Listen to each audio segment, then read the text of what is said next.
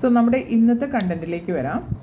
അതായത് മാനിഫെസ്റ്റേഷനും ചക്ര ഹീലിങ്ങും തമ്മിൽ എന്തെങ്കിലും ബന്ധമുണ്ടോ എന്നാണ് നമ്മൾ ഇന്നത്തെ ഒരു സെഷനിൽ നോക്കുന്നത്.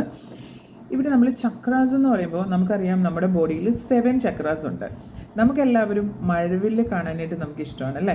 അപ്പോൾ മഴവില്ലിൻ്റെ കളേഴ്സ് പഠിക്കാൻ നമ്മൾ സ്കൂളിൽ ഒരു മെത്തേഡ് യൂസ് ചെയ്തിട്ടുണ്ട്, വിബ്ജിയോർ. സോ ചക്ര ഹീലിംഗ് വരുമ്പോൾ ഈ വിബ്ജിയോറിനൊരു പ്രത്യേകതയുണ്ട്. അത് കളേഴ്സുമായിട്ട് ബന്ധപ്പെട്ടിട്ടാണ്. ഉറപ്പായിട്ടും ചക്ര ഹീലിങ്ങിൽ കളേഴ്സുമായിട്ട് നല്ല ബന്ധമുണ്ട്. കാര്യം ഓരോ ചക്രാസിനും ഓരോ കളേഴ്സ് ഉണ്ട്. So coming to the point, എന്താണ് മാനിഫെസ്റ്റേഷൻ, എന്താണ് ചക്ര ഹീലിംഗ്?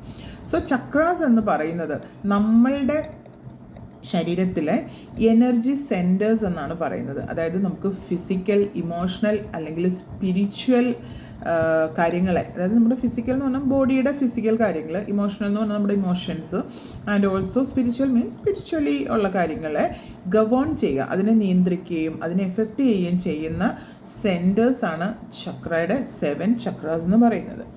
ഇനി ഈ ചക്ര ഹീലിംഗ് എന്ന് പറഞ്ഞാൽ എന്താണെന്ന് ചോദിച്ചാൽ, ഇതിനെ ബാലൻസ് ചെയ്യുകയും അലൈൻ ചെയ്യുകയും, നമ്മൾ കാറിൻ്റെ 4 വീൽ അലൈൻ ചെയ്യുക എന്ന് പറയാറുണ്ട്. എന്താണ് ബാലൻസിങ് ആണ് അല്ലേ? അപ്പോൾ ആ ബാലൻസ് ചെയ്യുന്നത് നന്നായിട്ടുള്ള വീല് നന്നായിട്ട് ഓടാനായിട്ടും തേയ്മാനം സംഭവിക്കാതിരിക്കാനും ഒക്കെ അല്ലേ?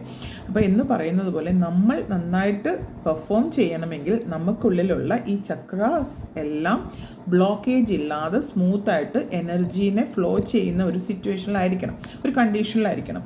എങ്കിൽ മാത്രമാണ് നമുക്ക് മാനിഫെസ്റ്റേഷൻ എത്രയും പെട്ടെന്ന് നടക്കത്തുള്ളൂ. അപ്പം ഈ ബാലൻസിങ് എനർജിക്ക് നമുക്ക് പല രീതിയിൽ മെഡിറ്റേഷൻ, യോഗ, സൗണ്ട് ഹീലിംഗ്, ഇതൊക്കെ നമുക്ക് ഉപയോഗിച്ചിട്ടാണ് നമ്മൾ ഈ ഒരു ചക്രാനെ ഹീലും ബാലൻസും ഒക്കെ ചെയ്യുന്നത്, ബ്ലോക്ക്ഡ് ചക്രാസിനെ. സോ മാനിഫെസ്റ്റേഷൻ എന്ന് പറഞ്ഞാൽ എന്താണ്? ഈ എനർജികളെ നമ്മൾ പറഞ്ഞു, ചക്രാസ് എന്ന് പറഞ്ഞാൽ എനർജി സെൻറ്റേഴ്സ് ആണ്. അവിടെ നിന്ന് നമുക്കിങ്ങനെ എനർജീസ് വരും അല്ലേ? അപ്പോൾ ആ എനർജീസ് ബ്ലോക്ക് ഇല്ലാതെ സുഗമമായിട്ട് ഒഴുകുമ്പോൾ ആ എനർജീസിനെ എന്താണ് അലൈൻ ചെയ്യുന്ന, അതായത് അലൈൻ ചെയ്യുക എന്ന് പറഞ്ഞാൽ അതിനെ പ്രോപ്പറായിട്ട് ഫ്രീ ആയിട്ട് ഫ്ലോ ചെയ്യാനും നമ്മളുടെ മാനിഫെസ്റ്റേഷനെ സപ്പോർട്ട് ചെയ്യാനും നമുക്ക് ഈ എനർജീനെ അലൈൻമെൻറ്റ്, നമ്മൾ പറയും നമുക്കൊരു എന്തെങ്കിലും ഒരു കാര്യം നടക്കണമെങ്കിൽ നമ്മളുടെ എനർജിയും അതിൻ്റെ ഫ്രീക്വൻസി ആയിട്ട് അലൈൻ ആകണമെന്ന് പറയും, ഒന്നാവണം എന്ന് പറയും. അപ്പോൾ ആ ഒരു അലൈൻമെൻറ്റിന് വേണ്ടിയിട്ട്, മാനിഫെസ്റ്റേഷന് എനർജി അലൈൻമെൻറ്റിനാണ് നമ്മൾ ഈ ചക്രാസിനെ ബാലൻസ് ചെയ്യുന്നത്. അതുപോലെ തന്നെ ഈ ഒരു ഇൻറ്റൻഷൻ ആൻഡ് വിഷ്വലൈസേഷൻ എന്ന് പറയുന്ന ഒരു പ്രോസസ്സ് ഉണ്ടല്ലോ നമ്മുടെ ഈ മാനിഫെസ്റ്റിന്, അതിനെ ചക്രാസിന് കൂടുതൽ എൻഹാൻസ് ചെയ്യാൻ പറ്റും, കൂടുതൽ അതിലേക്ക് കാര്യങ്ങളിലേക്ക് കൊണ്ടുപോകാൻ പറ്റും. അപ്പോൾ ചക്രയുടെ സ്പെസിഫിക് മാനിഫെസ്റ്റേഷൻ എന്ന് പറഞ്ഞാൽ നമുക്കറിയാം 7 ചക്രാസ് ആണെന്ന് ഞാൻ പറഞ്ഞു. ഓൾറെഡി 7 ചക്രാസ് ആണ്. അതിനകത്ത് root chakra, sacral chakra, solar plexus chakra, heart chakra, throat chakra, third eye chakra and crown chakra. ഇപ്പോൾ ഈ ഓരോ ചക്രാസിനും ഓരോ കാര്യങ്ങളുണ്ട് കേട്ടോ. ഓരോന്നിലേക്കാണത് എന്താ പറയുന്നത്, ഓരോ ചക്രയും ബ്ലോക്ക് ചെയ്യുമ്പോൾ നമുക്ക് ഓരോ കാര്യങ്ങളിലും ബ്ലോക്കേജസ് വരും.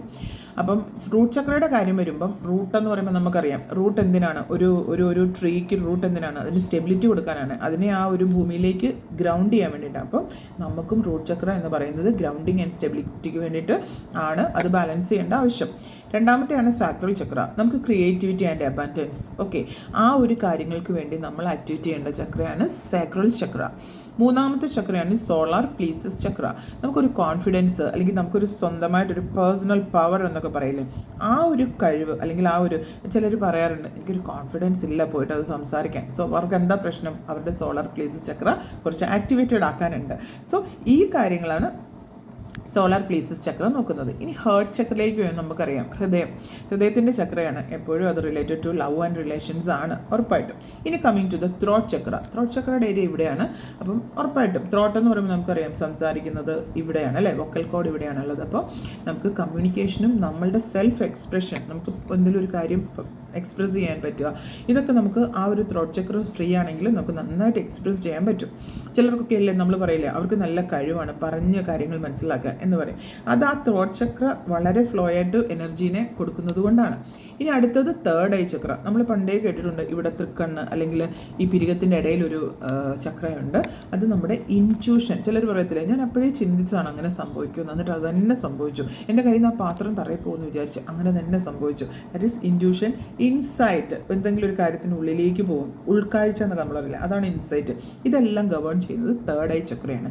ഇനി നമ്മുടെ ക്രൗൺ ചക്ര മുകളിൽ എന്തായിരിക്കും? സ്പിരിച്വൽ കണക്ഷനും ഹയർ കോൺഷ്യസ്നെസ്സും കിട്ടുന്നതാണ് ക്രൗൺ ചക്ര എന്ന് പറയുന്നത്. അപ്പോൾ നമ്മുടെ ക്രൗൺ ചക്ര ബ്ലോക്ക് ആയി കഴിഞ്ഞാൽ ചിലപ്പോൾ നമ്മൾ പറയത്തില്ല, പ്രാർത്ഥിക്കാൻ തോന്നത്തില്ല, അമ്പലങ്ങളിൽ പോവില്ല, പള്ളിയിൽ പോവില്ല, തിരികെത്തിയില്ല എന്നൊക്കെ നമ്മൾ വഴക്ക് പറയും. കുട്ടികളെ അവളോട് പറഞ്ഞാലും തിരികെത്തിയില്ല. So what's the problem? അവരുടെ ക്രൗൺ ചക്ര ബ്ലോക്കായി കിടക്കുകയാണ്, അവർക്ക് സ്പിരിച്വൽ കണക്ഷൻസ് ബ്ലോക്ക്ഡ് ആണ്. സോ അതിലേക്ക് വലിയ ഇൻട്രസ്റ്റ് ഒന്നും വരത്തില്ല. അപ്പം ചക്ര ഹീലിംഗ് എന്ന് പറയുമ്പോൾ എന്താണ്? നമ്മളുടെ ഈ ഒരു എനർജീനെ കുറച്ചും കൂടി ഒന്ന് നല്ല രീതിക്ക് ആക്കാൻ വേണ്ടിയിട്ടാണ് നമ്മൾ ഈ ഒരു മെഡിറ്റേഷൻ, യോഗ അല്ലെങ്കിൽ ഈ പറഞ്ഞ കാര്യങ്ങളൊക്കെ ചെയ്ത് ചക്രാസിനെ ഹീൽ ചെയ്യുന്നത്. അന്നേരം നമുക്ക് എന്താ സംഭവിക്കുന്നത്? നമ്മുടെ മാനിഫെസ്റ്റേഷനും അതുപോലെ തന്നെ പെട്ടെന്ന് നടക്കും. പിന്നെ നമുക്ക് ഫിസിക്കലും ഇമോഷണലിയും സ്പിരിച്വലി നമുക്കൊരു വേദനകളൊക്കെ ഉണ്ടാവും. ഫോർ എക്സാമ്പിൾ നമ്മുടെ കാലിനൊരു വേദന, അതായത് അരയ്ക്ക് താഴോട്ട് കാലിന് വേദന ഉണ്ടെങ്കിൽ നമുക്കൊരു സ്പെഷ്യൽ ചക്രേനെ ആക്ടിവേറ്റ് ചെയ്ത് മെഡിറ്റേഷൻ ചെയ്ത് കഴിഞ്ഞാൽ ആ വേദനകൾ മാറും. മുട്ടുവേദന, തലവേദന, അങ്ങനെ പല വേദനകളുണ്ടല്ലോ, ഓരോന്നിനെയും ഓരോന്നാണ്. അപ്പോൾ ചക്ര ഹീലിങ്ങിന് ഉറപ്പായിട്ട് മാനിഫെസ്റ്റേഷനെ നമുക്ക് സപ്പോർട്ട് ചെയ്യും. എങ്ങനെ? ഈ എനർജിനെ, ഇൻറ്റൻഷനെ അലൈൻ ചെയ്യാനായിട്ട് ചക്ര ഹീലിംഗ് നമ്മൾ സഹായിക്കും. ഇപ്പോൾ മനസ്സിലായോ എന്തിനാണ് നമ്മൾ ചക്ര ഹീലിംഗ് എന്ന് പറയുന്ന ഒരു ക്ലാസ് അറ്റൻഡ് ചെയ്യേണ്ടത്? മാനിഫെസ്റ്റേഷൻ അറ്റൻഡ് ചെയ്തു, നടക്കുന്നില്ല, അപ്പോൾ നമ്മൾ അടുത്ത് എന്താണ്? നമ്മുടെ ബ്ലോക്കേജ് നോക്കണം. അപ്പോൾ ചക്ര ഹീലിങ്ങിൻ്റെ ക്ലാസ്സസിലൊക്കെ പോകുന്ന സമയത്ത് ബ്ലോക്കേജ് എവിടെയാണെന്നും എങ്ങനെ അത് അൺബ്ലോക്ക് ചെയ്യണമെന്നും എങ്ങനെ ഏതെല്ലാം രീതിയിലുള്ള ഫുഡ് കഴിച്ച് നമുക്കതിനെ അൺബ്ലോക്ക് ചെയ്യാം, ഏതെല്ലാം രീതിയിലൂടെ ടെക്നിക്സിലൂടെ അൺബ്ലോക്ക് ചെയ്യാം, ഏതൊക്കെ ഡ്രസ്സുകൾ ധരിച്ചാൽ, അങ്ങനെ കുറേ കാര്യങ്ങൾ ചേരുന്നതാണ് ചക്ര ഹീലിങ്ങിൻ്റെ ക്ലാസ്സസ്. സോ ഇപ്പോൾ ഒരു ഐഡിയ വന്നു എന്ന് വിചാരിക്കുന്നു. സോ എല്ലാവരും സബ്സ്ക്രൈബ്, ഷെയർ, ഇഷ്ടപ്പെട്ടെങ്കിൽ കമൻറ്റും ചെയ്യണം കേട്ടോ. ആൻഡ് ഓൾസോ എല്ലാവർക്കും ഒരു നല്ല ന്യൂ ഇയർ ആശംസിക്കുന്നു. Wish you all the very best. Tata.